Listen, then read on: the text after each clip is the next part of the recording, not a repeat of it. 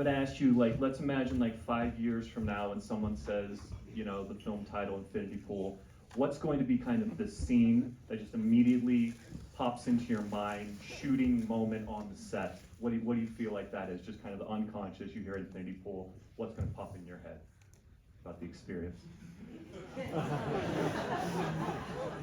Yes, what is it? Alex? Well, I would say that there's quite a few memorable moments, but fighting a naked version of myself to the death, and then breastfeeding Mia, being breastfed by Mia was... We cut that one out. Yeah, we tried a little bit of both. That's something you don't often get to do as an actor. It should Or be, human being. it should be also said that it was, I don't know what it is in Fahrenheit, but it was -1 degree Celsius and snowing during that naked fight, so it was more memorable for that reason.